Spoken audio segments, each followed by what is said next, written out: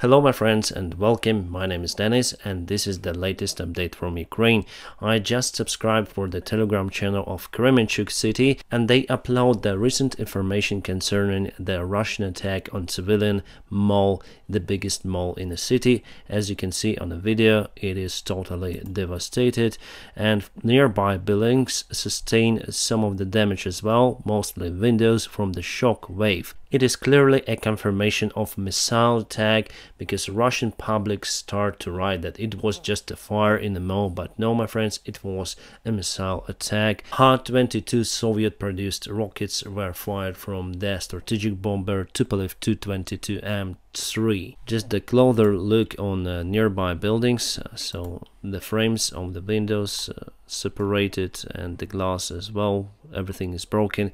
That is judging that it was the massive blast towards the mall itself. Our emergency services are working hard, my friends. So far confirmed that certain people lost their lives, but for this time we have around 40 applications for the missing people, so relatives just call to police, they go to the place and they're searching for their relatives. I still hope that we'll be able to find some survivors, but my friends, it was devastation attack from Russian forces and we are working there. Of course, military guys took place in that rescue operation, and relatives just published the pictures of their loved ones searching for people.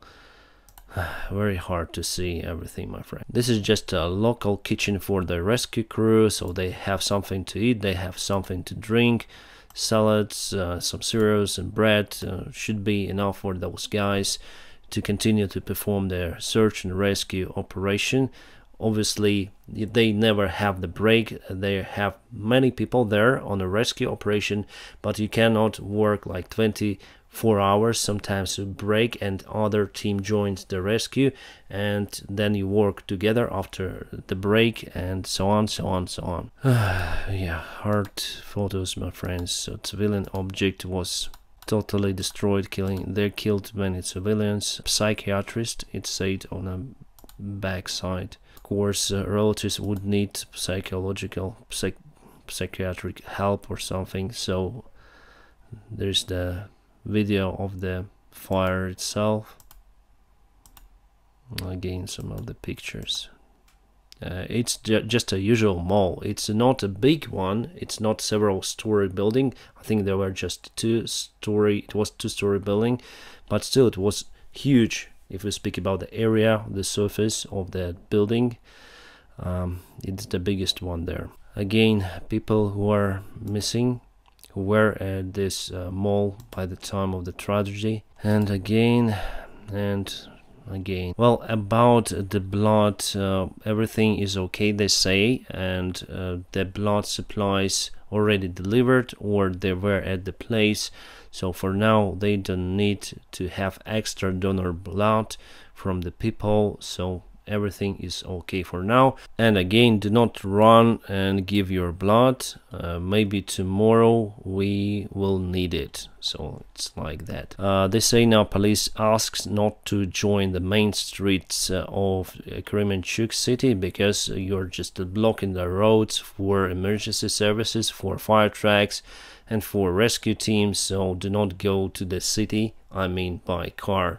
Do not take the main roads. Alright guys, and now about the news from the front lines. We used today Sukhoi Su-25 and Sukhoi Su-24 to attack the Russian ammunition depot. Wonderful attack performed by Ukrainian air forces. I hope we'll have more modern aviation, however, more modern planes to be delivered to Ukraine. Today Russia also struck Lysychansk and also many civilians lost their lives, around 8 casualties. People were in a queue waiting to collect the water from the well and the rockets just came and there are so many injured and killed people. So what has happened to Russia, my friends? Why it turned to this terrorist state? Maybe it was for a long time, but no one was able to see it clearly. Right, this note came from the White House, United States and G7 to take further action to support Ukraine and hold the Russian Federation accountable.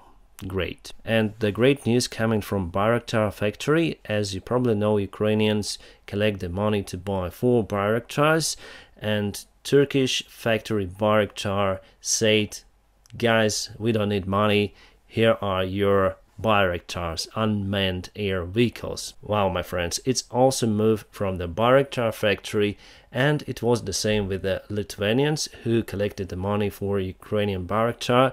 Turkish factory just gave it for free, and hopefully we'll have them soon in Ukrainian air forces. We have some information that our army pushes a little bit to Kherson.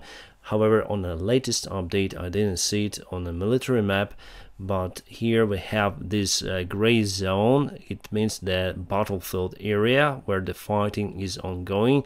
Hopefully in the future we'll see Kherson liberated from Russian occupiers. And this is the video of the Snake Island. Again, it was under attack by Ukrainian rockets and filmed on Bayraktar.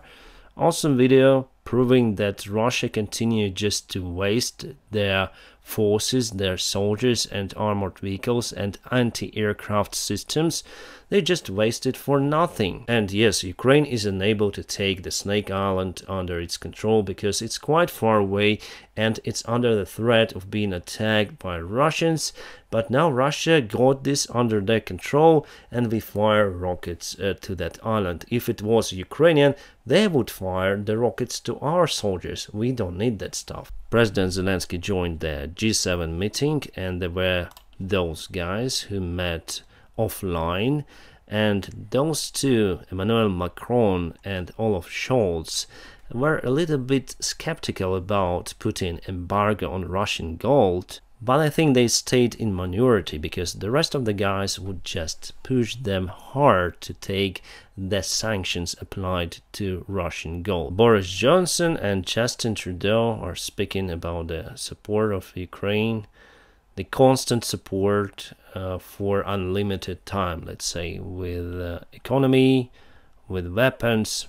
Hopefully we'll see more supplies of the weapons coming to Ukrainian army. I think we need to push more harder. The president of Moldova, Maya Sandu, went to Bucha, Irpin, and she saw the devastations that Russian world brought to the neighboring country of Ukraine.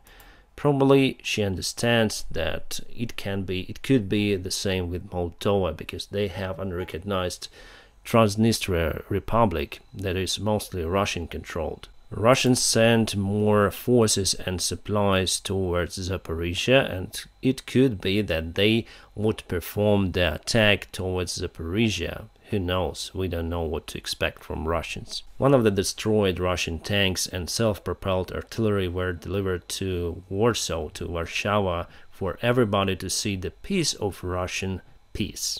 Our defense secretary compared the Russian attacks on civilians with the Nazi Germany attacks on UK London City in 1940 that should have brought fear to British society, but instead the society just came together and was able to withstand Germany attack. And this rocket, Ha-22, was used today for the attack towards Kremenchuk Mall.